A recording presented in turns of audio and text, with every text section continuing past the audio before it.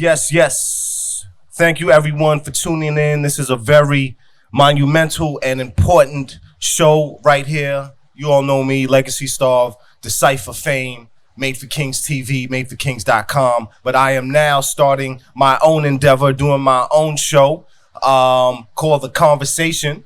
It is going to be focused on more conscious, social, conspiracy theories, all that type of craziness, you know what I'm saying? But seriously, more of a serious conversation about things I think there needs to be a dialogue about. I want to be able to use my platform to not really change anybody's mind, but at least start a conversation to get people thinking, be provocative. So, of course, with that being said, one of the first topics that I wanted to touch on is the topic of mental health, especially in our communities, the Black and Latino communities. I feel it's a topic and a subject that's not really spoken about. There's a certain stigma, almost a taboo that's associated with mental health. So I definitely wanted to talk about that. And who better than to join me in the conversation than to have two clinicians in the field of psychology and mental health that could definitely help out and contribute to the discussion.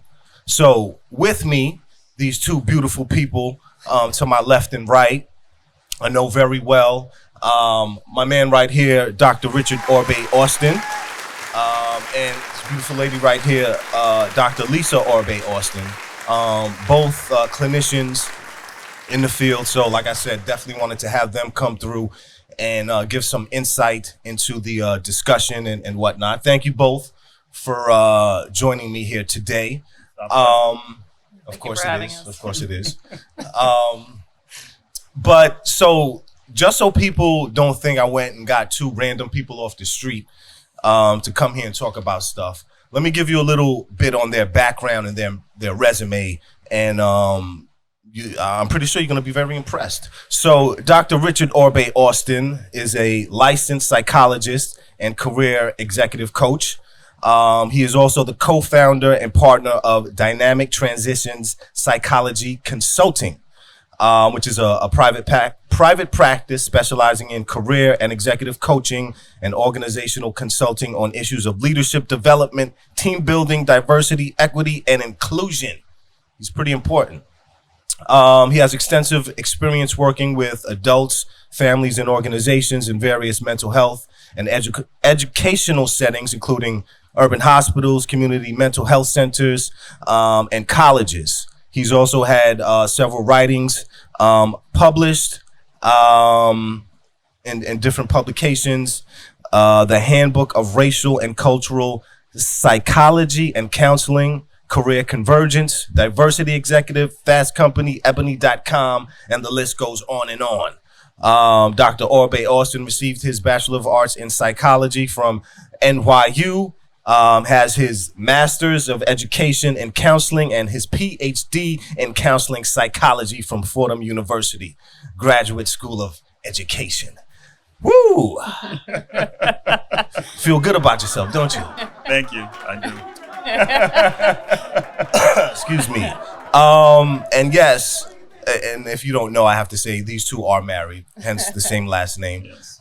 So Dr. Lisa Orbe-Austin also is a licensed psychologist, executive coach, and organizational consultant. She has a private practice located in New York City where she works mostly with high potential managers and executives.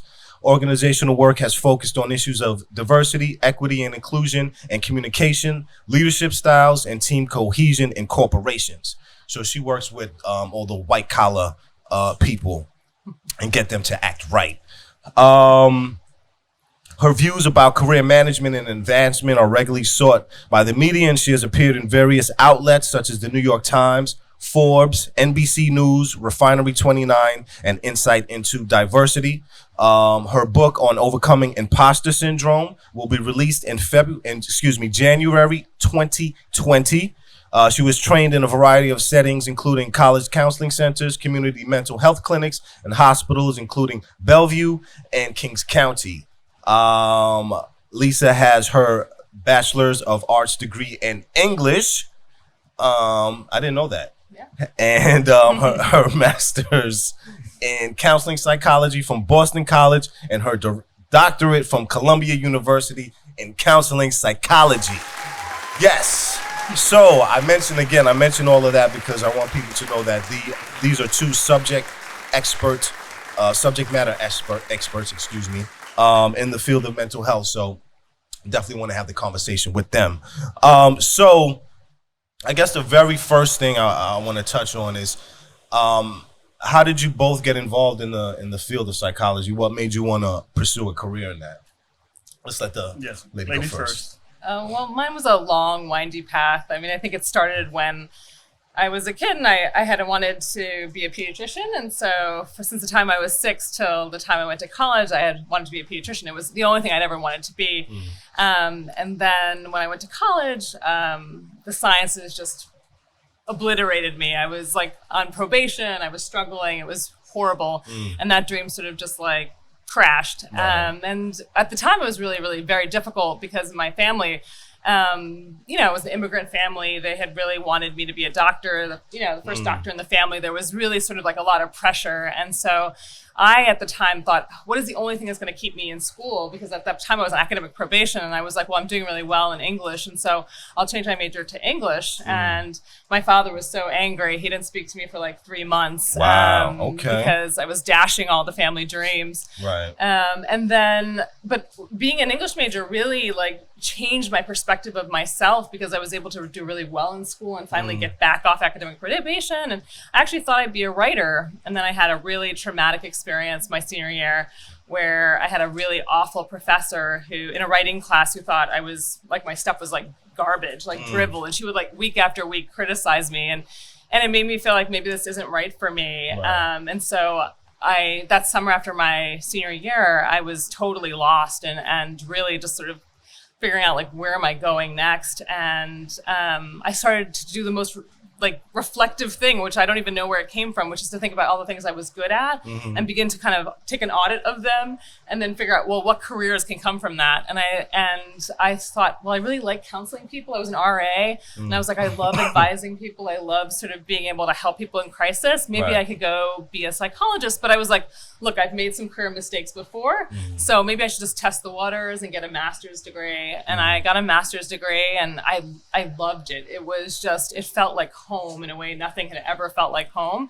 And then after that year, after those 2 years, I went and got my doctorate because I wanted to really take it to the next level and actually finally become that doctor. Right. But not in the ways that I ever imagined I would. And it's just been it was a really windy path to figuring out that I really wanted to help people make their lives better. Like that's always been the inspiration for me is like, someone comes to me in crisis and I can envision where their lives can head and like crafting that next place is just like this very beautiful gift to kind of help them get to that place. And so that's always been my passion for the work is like seeing people struggle and know what can come on the other side of that and helping them get there and then celebrating when they do, So. Beautiful. My friend here, what was your sort of inspiration and motivating force to get into the field? Well, so, I have a similar story relative to Lisa. I'm the son of Haitian immigrants. So I knew from birth I had to go and become a doctor. Luckily for me, unlike Lisa, I had an older sister who actually became a pediatrician. So they had that one medical doctor that they really wanted. So I kind of was off the hook a little bit. Right. But I still thought for a while I'd be a child psychiatrist. And again, as a young person, you don't really know what that means. Right. But that was the dream that I took with me for grade school, high school. But I remember in grade school, for some reason or another, I don't know how this came about, I ended up writing this column called Ask Dr. Rich, which was in essence an advice column for... When was this? When I was in 8th grade. Wow. 8th grade, he's writing an advice column. Okay.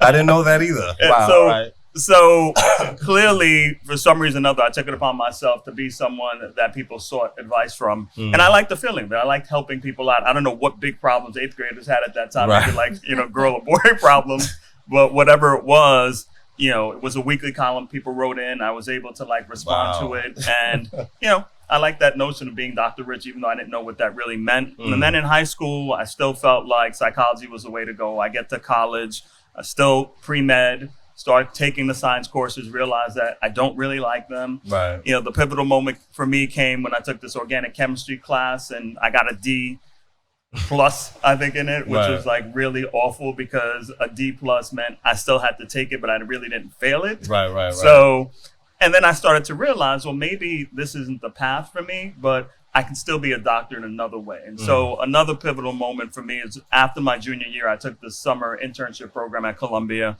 where I was able to work with a Black male psychologist. It was the first one I'd ever seen, doing research for him. And through that experience, I started to understand that maybe there was another path that I could actually go to graduate school, get a doctorate, and then pursue that as a way of being the doctor that my parents wanted me to be. And so that's what I did. So I worked in the field. After I graduated, I worked a couple of years doing research, working as a counselor at an alternative high school, really understanding and knowing that, again, I enjoy helping people. But what I really wanted to do was to take it to that next level. So I applied to graduate school, went into this doctoral program at Fordham. And then from there, it became official that I really connected to the work, not only as a mental health practitioner, but also focused specifically on career, because career is such an important part of our identity. But a lot of times we're not taught anything about it, right? So through my experience, Lisa's experience, you come to know and understand that people need assistance in that. And there are some ways to help them live their dreams that are true to their identity and to have them be satisfied and successful. So that's how I got to this path. Okay. Both very inspirational stories there. I think one of the takeaways I take from that is you may set out with a particular goal in mind, but change course after going through the experience and, you know, really being honest with yourself, I guess, and knowing what's right for you and what you want to do.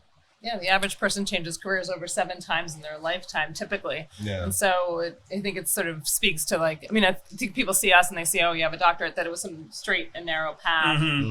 But it really isn't. Yeah. So, you know, as you got into the field and you started to progress, and then, you know, after coming out of school and having your degrees and whatnot, now you're actually in the field.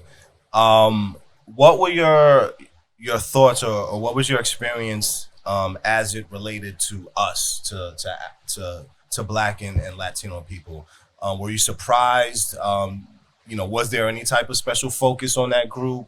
What was your experience like? I mean, it's when you're like, there are not many of us in the field. So I think like the numbers are pretty staggering. Like I think 5% of psychologists are Black. Like it's the numbers are so minuscule. So oftentimes when we were at hospitals or when we were at counseling centers, we got all the clients of color. So really? Any client of color came our way. And oftentimes that meant, for me at least, it meant that I had a huge caseload, more than any of the white clinicians, because I was taking every single person of color that came through the door.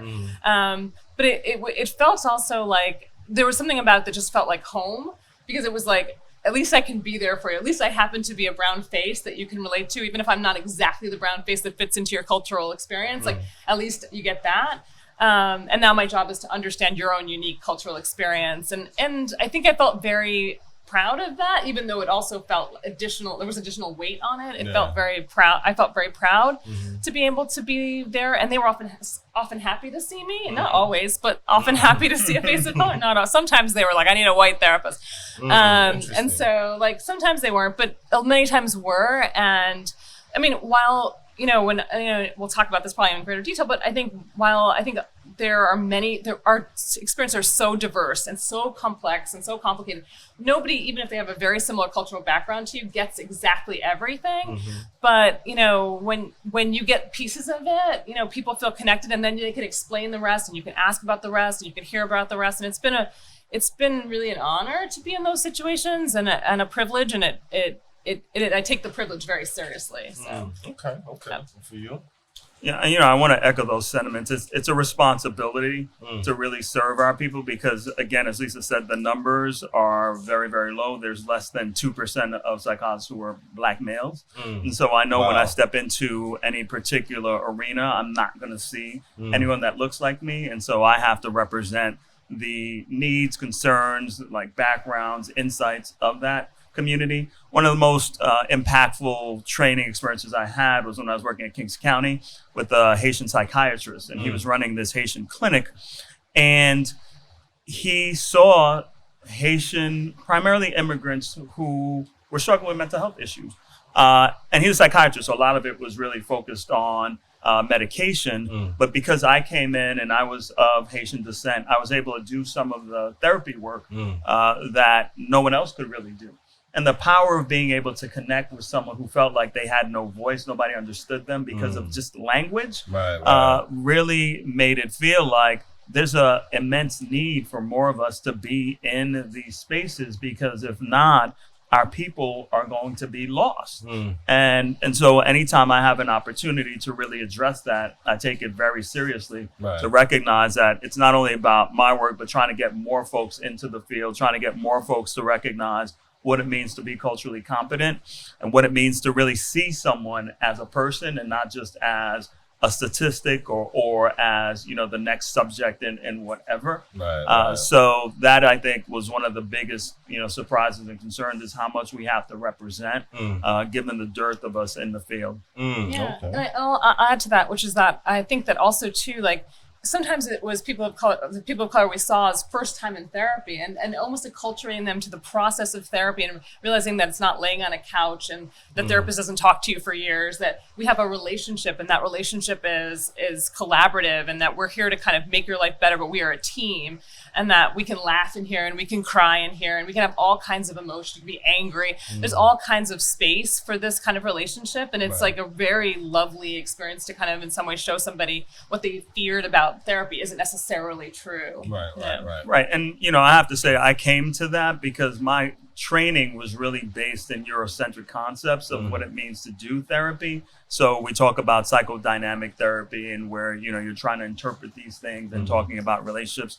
And at the end of the day, now the work is really about loving your clients, right? Connecting with them, understanding their experience, and not just viewing them as an object, but really being able to be connected in that way and laughing. Like before, it was very impersonal. I felt like I couldn't share anything about myself. I couldn't it had to be a blank slate. That was what my training was about. But over the years, I took it up to be like, they want someone who cares about them, right? They want to understand. That's our culture. Our culture is around connecting, and it's not impersonal in this way of treating them as objects. And that's, you know, we'll talk about this later, how we reduce the stigma and get people to really understand mental health or mental wellness as something that is part of their lives, and there's nothing to be ashamed of.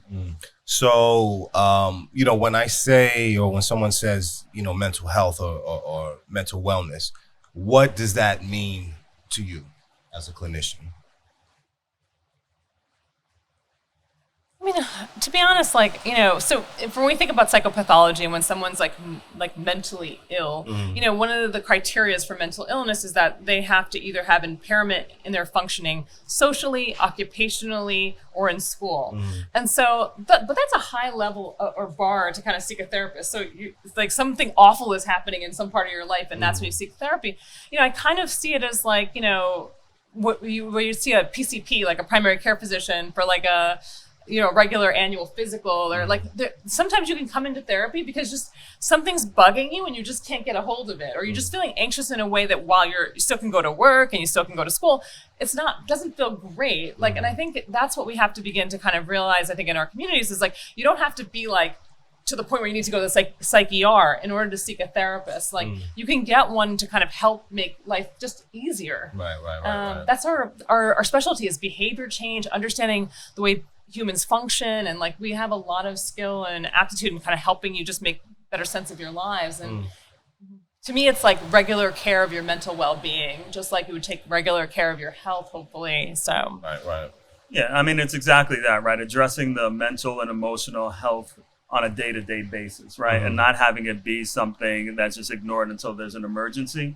So whether that's therapy, whether that's meditation, whether that's eating better, whether that's exercise, it all contributes to overall better emotional and mental health. And that's why we try to frame it in that way of wellness, right? Rather than illness, because everyone wants to be better, right? Everyone wants to be well. So it is something that's commonplace that, you know, as Lisa said, you go for a physical, you go for a regular checkup. We want you to be able to feel that way when you go to see a therapist, that it doesn't have to be something so emergent. You might just be stressed out about work. You might have a relationship difficulty. You want to be able to communicate better with your partner. There are a variety of things that you can gain support and assistance from without it being something that you're ashamed of, right? Or that you can't handle, or that somehow or another I'm weak, or Right. you know, that's some white people stuff to go see therapy, right? So those are the things we're trying to reduce. No, that's a great point, because, you know, some people think, oh, I got to be, you know, hear voices in my head for me to feel I have a mental issue that needs to be addressed, and not realizing, you know, I'm stressed consistently. You know what I'm saying? And I don't know where the source of that stress or that pain is coming from. So I think that's a great point to make. But as we all know, and I'm sure you've experienced in your career, there's a stigma associated with seeking, you know, help for mental health issues. And, you know, something that we've spoken about for our communities in particular, you know, we're supposed to be strong. You know, we have to take everything that life gives us, good, bad, and indifferent, and take it on the chin and keep on moving. And, you know, sometimes there's a lot of trauma that comes with that, that people don't know how to deal with. So, you know, talk a little bit about that as far as like the stigma that's associated with it. And, you know, how can we as a people get past that and not feel that we're less of because we're seeking help? I mean, I think, you know, it's a complicated set of things I think about. And one of them is that there is a strong, intense history of racism in mental health and in health in general, and healthcare in general. And so, you know, we don't ignore that. That's real. Like that really happened. These awful things like, you know, craniometry, where they were measuring skulls and saying, you know, blacks are, you know, less intelligent because they're small. And then basing neuroscience on it and basing other practices about personality on it. That's real. I mean, it's still even sometimes present in like in literature and the history. So that stuff is real, and you can't like undo that stuff. That stuff is still even present in mental health systems today. So I do think, like, you know, to feel like, you know, you could go somewhere and someone you would be stigmatized as like crazy, or like that your symptoms aren't normative in some ways. I think that stuff is really real, and I would never take that away from somebody, because not only did that happen, it can still happen today where someone's racist, you know, against you in a therapy room. So it's really real. And so I get that piece from the systemic perspective of healthcare and mental health care. It's just been there. And I think part of our jobs, and something we've always taken really seriously, is combating that even within the field. Like, you know, I remember when I was in graduate school, these two white women gave this presentation about alcoholism, and they were like, Black people drink because there's Packies on every corner, and Latino people drink because they live in permissive cultures. Literally, this is what they said.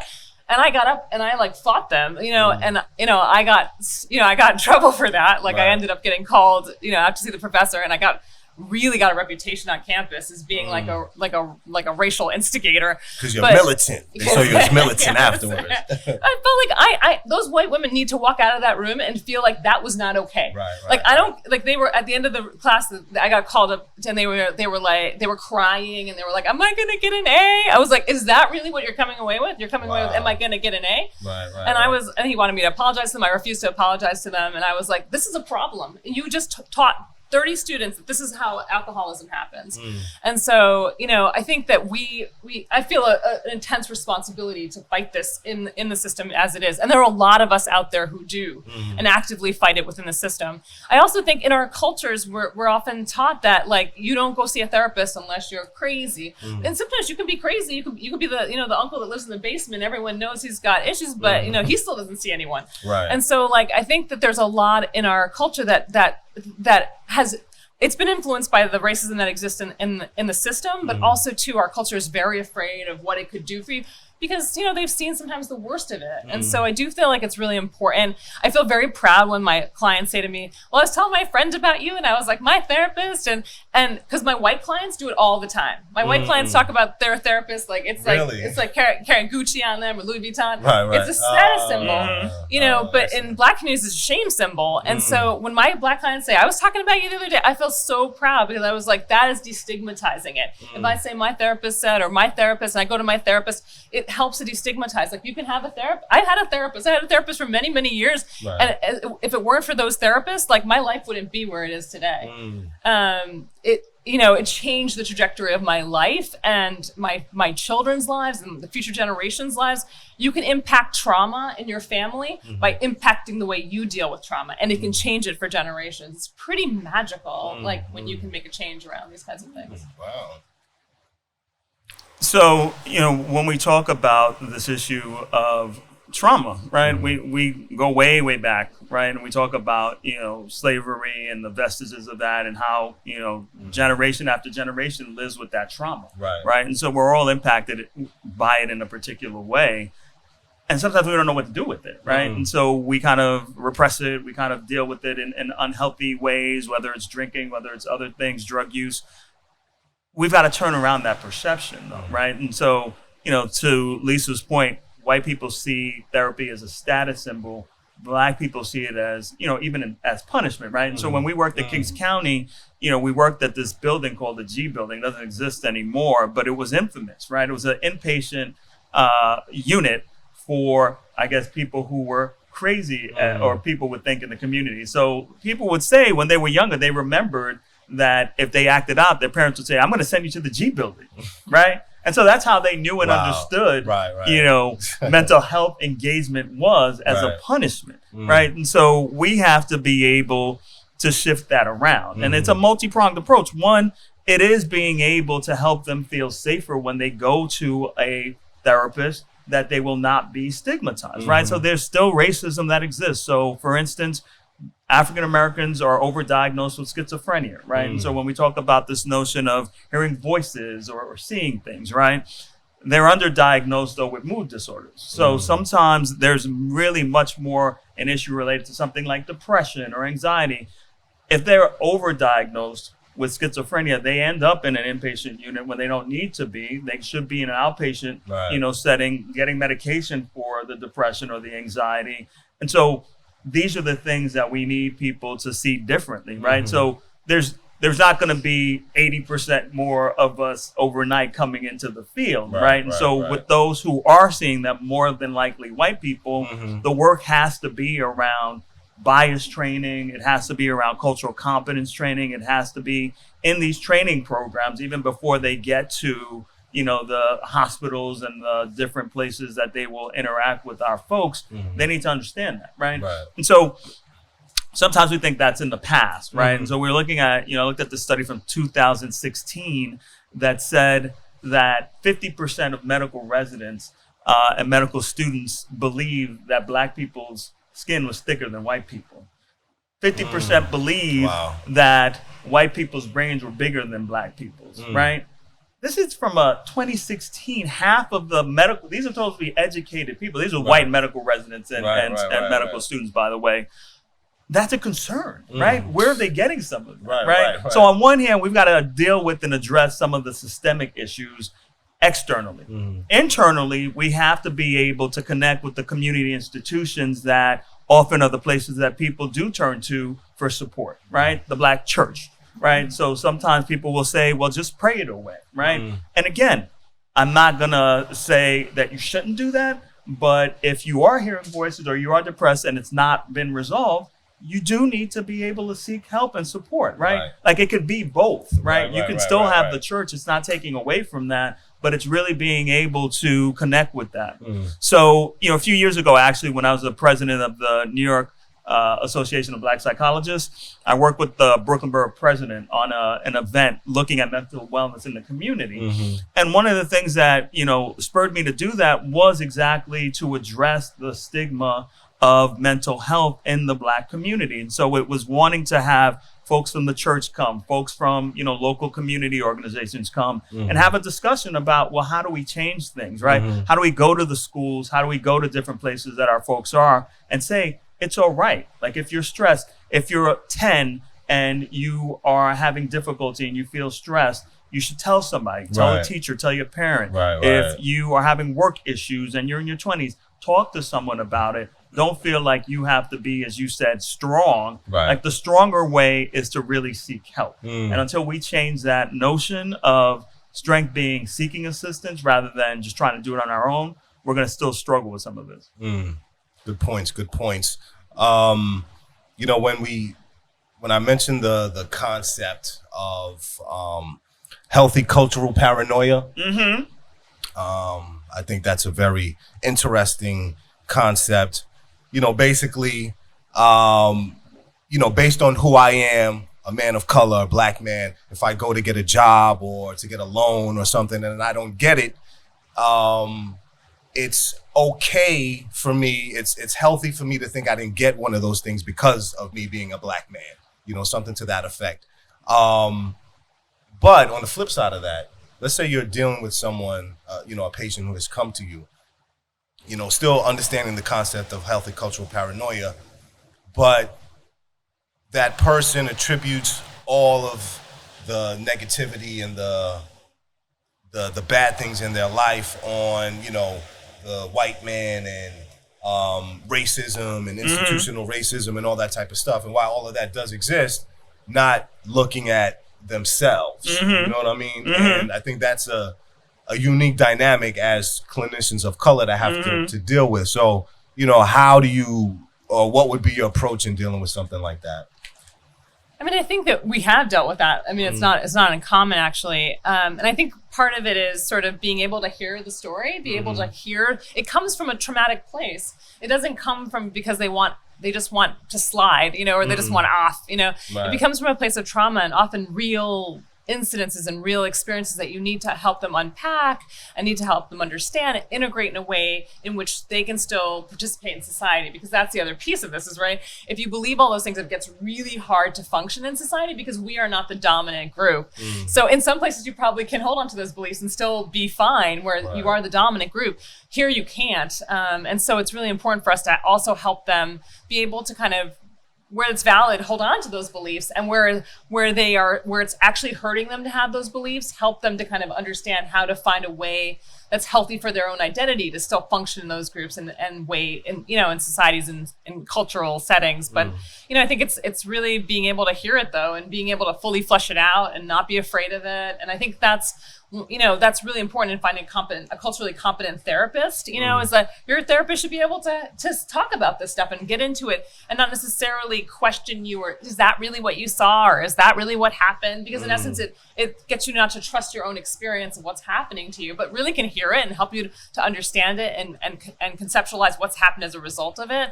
But that you should be able to bring this to the room, and somebody can really dig into it and kind of like really explore it with you and help you to kind of get to another place with it.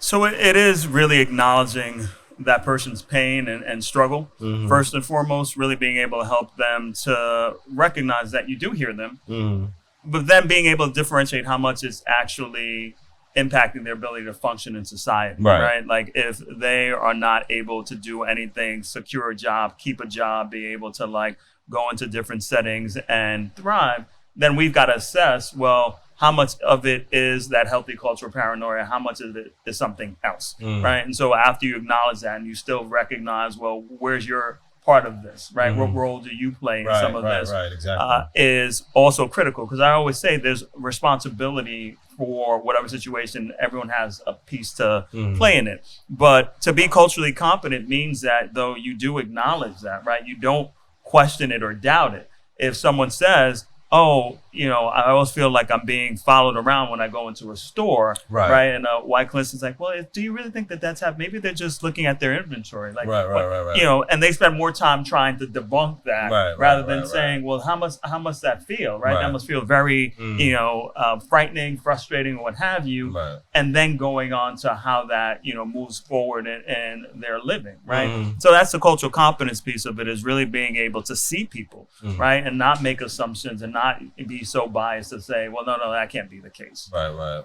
So I also wanted to touch on a little bit, the people that we interact with on a daily basis, could be family members, co-workers, friends,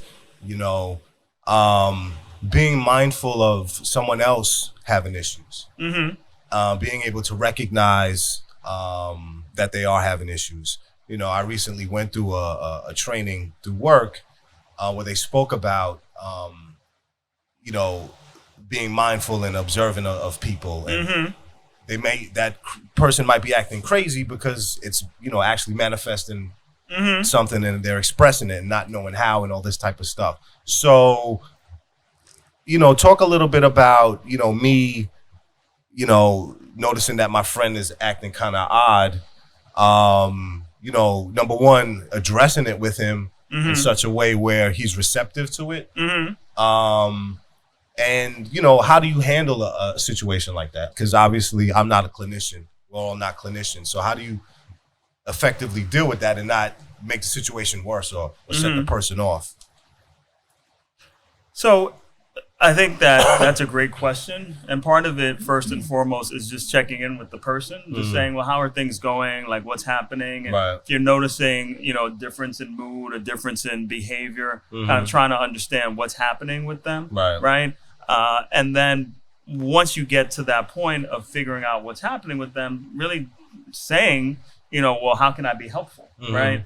And really thinking about ways that person just may need someone to listen to them. That person may say, hey, you know what? Like, I think I might need to speak to somebody, right? And depending upon the nature of the relationship, you might be able to find an opportunity to say that, right? It's like, it may be helpful for you to talk to someone about this. Like, if you're feeling this way, maybe you might want to explore it, right? It doesn't, again, reducing the stigma by saying you don't have to be crazy. Like, I know plenty of people that go to therapists and they do, they've done a great job of improving their lives, but it's really just connecting with them and trying to really know and understand what are some of the things that you notice are different, right? The things that we're most concerned about, though, always as clinicians are, threat, right? Like, if there's threat of harm to themselves or a threat of harm to others, right? That's when it becomes a little tricky, right? Because when you see some of these mass shootings and people like, I always knew he was a problem. It's like, but they don't really know what to do. It's like they're stockpiling guns in the basement, and it's like, you don't want to call the cops on your son, right? But this is where the community intervention is important, to be able to feel like, well, who can I talk to about this to get them some level of help, especially if there's a threat to them harming themselves or harming others, being able to figure out what are the appropriate resources, who to talk to, how to get them to seek help. Because in those situations, it's hard to force someone to seek help, but then it's emergent, right? And so it may require some level of intervention that will require you to let authorities take over, not necessarily the police, but some level of, and this is something that is a critique in the community in general that I feel, is that we don't have enough intervention resources that are outside of the police with those situations for someone to say, you know what, maybe you need to go to a hospital. Maybe we can transport you to a hospital, right? The police are not trained, even the special units are not trained to deal with mentally unstable people. And so when you come in with a gun or a taser to someone who's mentally unstable, it's not going to end well, right? But we haven't constructed the frameworks enough to be able to say, if there's an emergency like that, who do we turn to? What type of unit, like a community mental health corps even, that could come in and kind of do an assessment of something of that nature, right? Some hospitals have something called the mobile crisis unit, where they can go out, and if there is someone in need, they can kind of do that intervention. that's few and far between. Right. I think there's more of that needs to be done to set up a situation where it's not just, a level of harm to put the person who's going through something in the way of the police coming to shoot them. Yeah, definitely. I think I'll add too, which is that in New York City, there's like the New York City Thrive, and there's a hotline you can call if you're not sure about what you should do, and you should call that hotline. Like the New York City statement, like if you see something, say something. Right. Like don't wait until something really awful happens. Like get us some advice. Call the New York City Thrive hotline and like ask them, I've got this friend, and this is what I'm seeing. What do you think I should do? Like people will point you in the right direction of resources that you can utilize. I think also too is like. It takes sometimes multiple conversations to get someone to recognize that they need help because of the stigmas and because it can be so difficult. And so it takes, you don't have to say it sometimes more than once, unless it's that urgent situation. Then you should say it maybe not just once, get help, call somebody.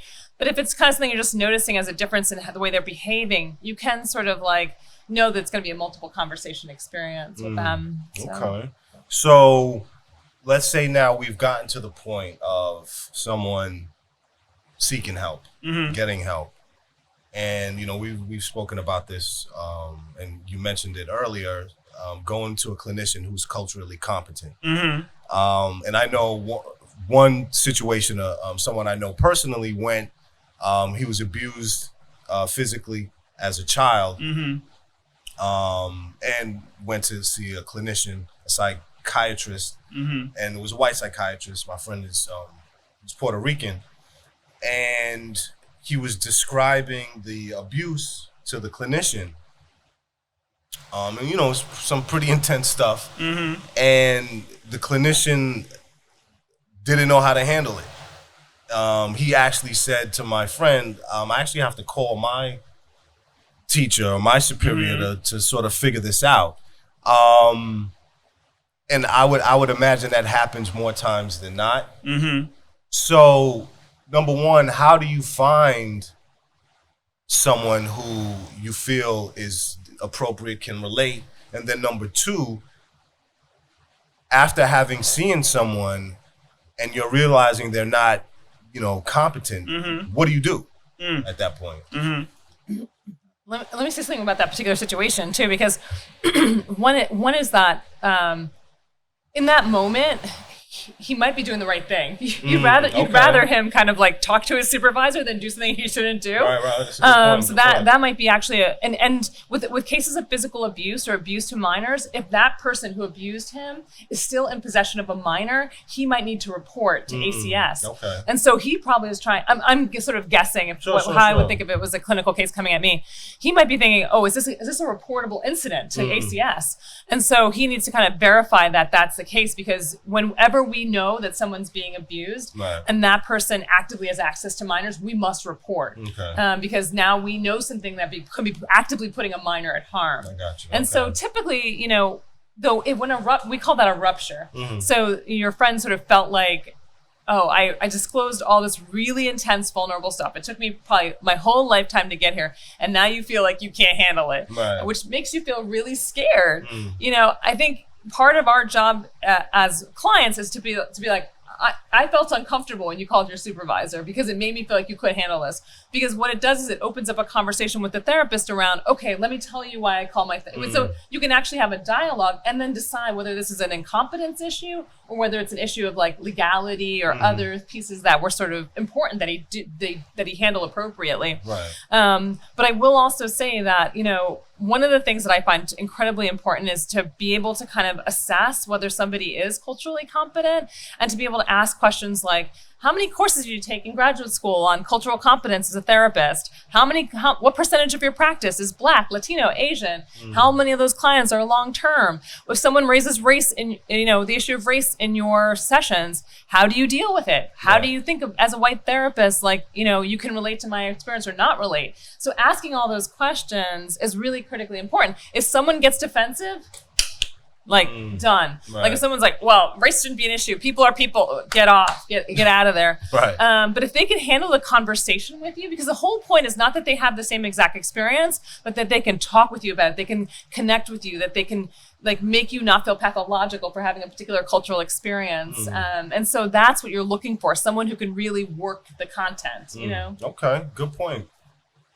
Yeah, so I mean, I'll add to that, also by saying that, ultimately the relationship has to work for you, right? And, sometimes I say it's akin to dating, right? Like that first date may be bad, but you want to go back and at least give them an opportunity to see if, as Lisa said, that rupture can be repaired, because you are vulnerable, right? Like that first step. And this is why, when any person reaches out to me to seek assistance, I really feel honored and take it, as again, a responsibility to reach back out, even if I can't see them, because I know what it takes to get to that point of having to seek assistance, right? So when you go into a room and then you share all this, personal material, and then someone says, oh yeah, I can't handle it, or yeah, I don't know what to do with this. One, there is a mandated reporting issue, right? So, part of it though is what's called informed consent, that at the beginning of the work, they should be able to say to you that our work is confidential except for these cases, right? Like if there's threat of harm to yourself or to others, if there's, abuse of a minor or that person. So they go through that gamut so that and understand that if you say certain things,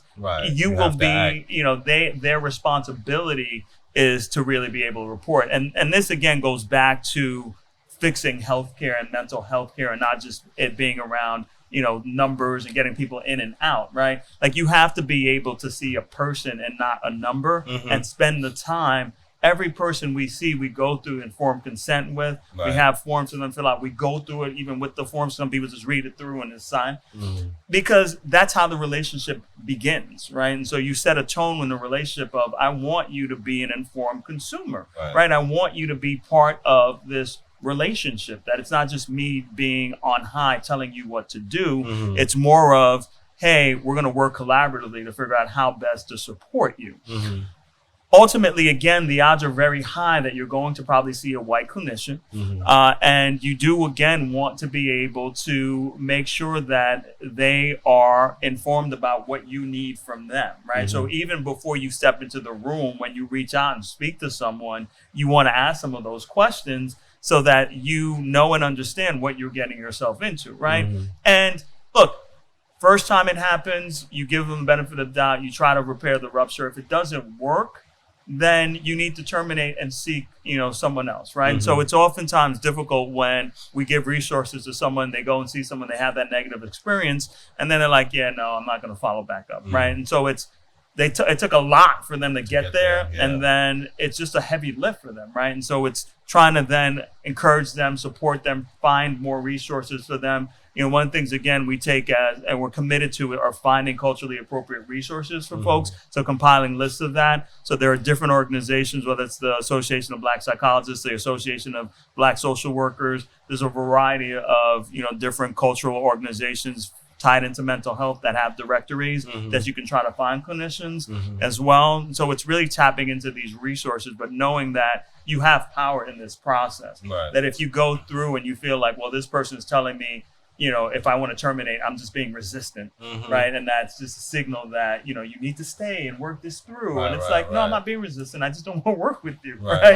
And it's time for me to go, right? So that's the, advice that I give to folks around really trying to commit to it. And if the first time, even the second time it doesn't go well, know that there are opportunities and resources available to you. I want to tack onto that. What was the name of the show we were watching the other night? The comedian show. Oh, the Black Lady Sketch Show. That Black Lady Sketch Show. And then the sketch that she was getting proposed to, he was doing this whole mob dance thing, and this guy was proposing to her and getting down on one knee, and she was looking mortified, like she didn't really want to be proposed to, and he said, "Isn't this what you want? Isn't this what you dreamed of?" She said at the end of the part of the sketch, she was like, "No, I dreamed of finding a black therapist in network." Oh, okay. And it is hard to find these resources. It's very, very difficult. And when you're ready to see somebody, you've got to be resilient, because it's going to take a minute. It's going to take a lot of phone calls. It's going to take a lot of calls that don't go so hot, where you're like, I don't know. I would in some ways make this as intellectual process as possible. Have a spreadsheet, who you talked to, what they said, so that it could take the emotion out of it, because it's going to be a while before you hit the right fit. Because it is like dating in some ways. You got to find somebody who might have a long-term relationship with. So you want to like know you're going to have to take the time to find the right person. A lot of clinicians have 35 people on their caseload, are getting 15, 20 calls a week. So sometimes they don't return your call, but don't let it stop you. Keep going. Keep looking for other people, other resources, other systems. Talk to your friends. Ask them, do you have a therapist? Like sometimes that's the best way to find a really good, competent therapist. But do not. The process is not going to be easy. It's really hard to find a good fit. It just is. So trial and error. Yeah. But stick with it. Let's talk about kids, children. You know, I was recently watching a clip of Mics and Men with Wu-Tang, and they were talking to Ghostface, and he was talking about his childhood, and he was always sad as a kid. And, you know, his aunt would ask him, like, what's wrong? And he was like, nothing. And he said he didn't realize he was depressed because he was poor, you know, 2 disabled brothers that had muscular dystrophy. So, you know, as children, you know, some of them don't know. Right. You know what I mean? You know, sort of similar to the question I just asked as far as, you know, keying in on certain behavior of the child that sort of, you know, indicates something might be wrong. And then I guess the second part is, you know, what advice would you give to a child to, number one, have enough, you know, to know enough to understand that something's wrong and know enough to speak about it? Yeah, I think it's a great question. I saw that episode too. Yeah. And one, I appreciated him talking about that. And two, I still saw the sadness in his eyes. Right. And then I thought to myself at the time, you know, are you getting help now? Right? Because there's still that trauma. When we talk about generational trauma, right? So if he's depressed, the more than likely, because we know there's a biological basis of depression, that one of his parents was probably depressed too, right? And so if he's depressed, you know, maybe his primary caretaker, let's say it's his mom, is depressed. She's not even paying attention to what's going on. She's got 2 kids who, you know, have muscular dystrophy, and she's trying to just keep her head above water, right? But it's being able to know and understand that if you're in school as well, you may have other resources, right? So if at home it feels overwhelming and no one is really able to key in on you, if there's a teacher that you have, if there's a nurse, usually, you know, there's not a mental health person in schools, unfortunately, but if there's a nurse, if there's, you know, the principal, someone to just say, you know, I don't feel good, right? And you may not even have the language around it, right? And so oftentimes with younger kids, we do play therapy where they can like try to express themselves through like blocks or other types of things. But it's being able to know that someone will listen to you. But it's the same thing as we talked about before with Lisa, is if you go to the first person as a child and they don't listen to you, then you may believe, well, nobody's going to listen to me. I just have to deal with this, right? Or if you go to them, they're like, well, don't be silly, just be strong. Like your brothers have it worse than you, right? So what are you worried about, right? Then it feels like it's not as important, right? And so oftentimes when people do this comparison of, oh, you know, my life isn't that bad, and, you know, look at all these other people. And while that's true, when you put it in perspective, if you still have pain, that still means you should go and seek support, right? Just because someone else has it worse doesn't mean that there's not value in you being able to seek support and talk to someone and believe that someone will eventually listen to you. And that's a hard thing, again, to have a child understand developmentally, because they may not get it at that point. Right.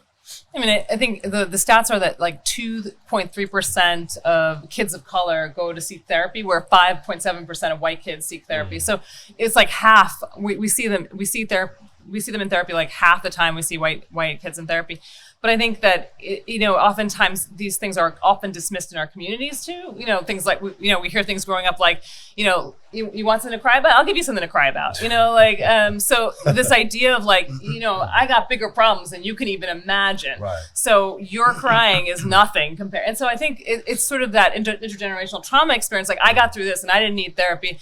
but it's like they're not really getting through it all that well. And so you really want to, you know, be able to trust that if you're having an experience that you can share with it, and keep sharing it until somebody hears you.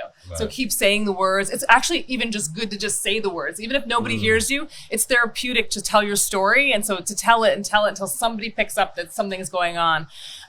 Because I mean, we, as you know, when we work with adults, a lot of what we're doing is sort of healing the inner child that never got listened to. So many times they were crying out for help in these very like sweet and like painful ways, and everyone was just blowing it off because other things were going on, things were intense. But you know, we teach adults how to feel like they can be heard and that they can be listened to, and that their words matter and their feelings matter, and that, you know, because it goes on to being an adult who feels like even the tiniest thing that comes up, like they don't have a right to it unless it's like, you know, they're like, you know, they're in the worst case scenario. And so I do think it's really important to kind of notice kids' issues and not think it's like temporary or hormonal or developmental. If you see something persisting for a while, talk to your pediatrician, like talk to the teacher, talk to the school counselor. There are school psychologists. They're not in the building, but they often are they cover a bunch of schools. So there are ways to get free and like low cost support if that's an issue, but get the support, because the earlier you intervene on that, like, you know, if he had gotten that help earlier on, he may have not had the career he had because his pain might have been resolved through another method. At Burger King. I mean, but he might have had another life that would have been just as successful. And so like you can really kind of resolve some of the pain that you don't have to go deal with it when you're 30, because you dealt with it when you were 10 or 15. Well, you know what is funny? It's funny, but it's not funny, because I think about my own experience. And I know as a kid, West Indian parents, if I would have went to my father and been like, I'm depressed, you know, he would have said, you have a house over your roof over your head, you sleep in a bed, you get food, you have clothes. What are you depressed about? Get out of my face. Roger. You know what I'm saying? What are you depressed about? What are you depressed for? Boy, get out of here. You know what I'm saying? But, you know, it's funny, but it's not, because I'm sure everybody sitting in this room could have had that experience. You know what I'm saying? And that sort of reinforces that, all right, shut up, deal with it. And you know, cope and deal with it. Yeah, and it's even more heightened when we think about young males of color, right? Because typically when they get help, so to speak, around mental health services, it's punitive, right? Like they've been acting out, they've had some conduct issue or what have you. And then they go talk to them. It's often mandated It's too. mandated for them to go. So then again, the way that they see mental health services is a punishment, right? And so they don't necessarily want to be there. They don't necessarily want to engage with this person, right? They feel like they're in trouble because they're in that room. And males of color, just in general, are taught to be tough, right? So, you know, this term toxic masculinity that's in vogue now, right? When we talk about it, it's really about dealing with patriarchy, right? It's really about understanding that, look, men can cry, men can be sad, men can really have feelings, right? But we don't learn or develop language around it, right? And so our pain is expressed more through violence or through other means, rather than saying, well, you know what, you know, and to Ghostface's point, like, I'm depressed, right? A man saying he's depressed is not something that, you know, one is attractive to anyone, right? Unfortunately, or is viewed as manly, right? And so until we begin to kind of confront that reality, and particularly again in the school systems that are here in New York City, especially, having mental health support, being able to talk about that in the classrooms, right? Instead of just pounding them with tests and you know, test prep, having a course, having a class about, well, what's mental wellness, right? Like, if you're feeling this way, here's what you should do, so that they can gain those tools early on to know and understand what to do, and not to be dismissed as, oh, are you serious? That's ridiculous. Like, what do you have to be depressed about? Right? So that it doesn't seem punitive either. I mean, I think also too, the other thing that people don't realize too is with depression in men, it doesn't often show up as sadness and tearfulness. It shows up as irritability and crankiness, and, you know, like, so it doesn't show up in this way that looks very passive. It shows up in a much more aggressive kind of way. And so people think it's fine because if they have enough energy to be like pissy about something or cranky about something, then they're fine. But it actually is depression and showing up as irritability. Right. And so that is part of the cultural competence too, right? So if a young man is acting out in school, right, and he's, you know, either being violent or fighting a lot, that may be the depression manifesting, right? But all they're focused on is trying to stop the behavior and not really trying to look at, well, what's driving it, right? And so they're just like, you're not supposed to hit people, right? You need to stop hitting people, right? If you keep hitting people, you're going to keep seeing me. Right. You don't want that. Right. But they don't talk about, well, why are you hitting what might be causing the anger, what's causing you to do, that level of, feeling out of control, right? Mm-hmm. That is where we need to go with this, is really trying to, again, see young people as their own human beings who have feelings, who have ways of trying to cope, and give them better tools.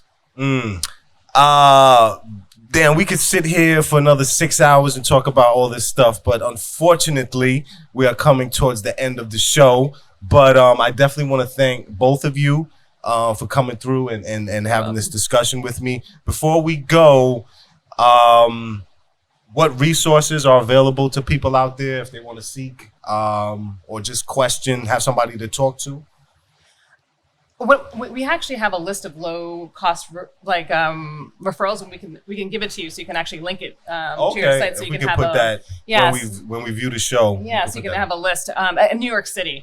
But there's also a website that we love called Psychology Today, where you could search a clinician by issue and insurance and location and all these different variables and find different clinicians in your area that fit all the needs that you have. Okay. The other thing too is that places that train clinicians often have on-site therapy centers. So when I was at Columbia, we had a clinic, and that clinic was always empty. I charged $3 to see me.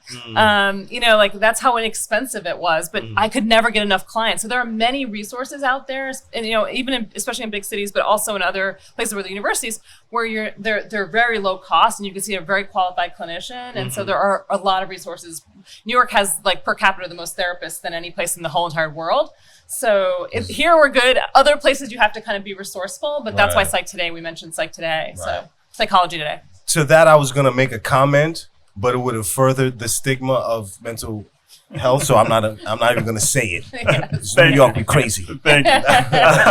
So in addition to that, I talked about some of the other resources like the Association of Black Psychologists, Association of Black Social Workers, other types of culturally based professional organizations that have directories. And then in New York City Thrive, I think also is a resource. The barrier should not be accessibility or price, right? And so oftentimes, if you want to see a therapist in private practice, unfortunately, a lot of them do not accept insurance and they will have high fees. But again, we've worked to develop a resource list to really be able to have everyone feel like they can access services, because it's the worst thing to find someone feel like you connect and they say, it's $250 a session, and they're like, the conversation ends, right? We don't want it to end. We want them to then be able to find accessible resources, because we know, particularly in our communities, that's one of the biggest barriers, is finding folks that they can access and afford. Okay. Well, when we put the show out there, we'll definitely have links to all of the resources and whatnot. I myself came across one. Go to mentalhealthfirstaid.org and check out some of the resources that they have there. It's pretty good stuff. Once again, I would like to thank you both for being here for my very first show. Congratulations. The Conversation. Dr. Richard Orbe-Austin, Dr. Lisa Orbe-Austin, thank you so much. As you can see, I'm going to be coming with a lot more of these type of topics. Social justice, a lot of conscious stuff. Y'all know me on the metaphysics and conspiracy theories and all that good stuff. So definitely tune in. It's called The Conversation.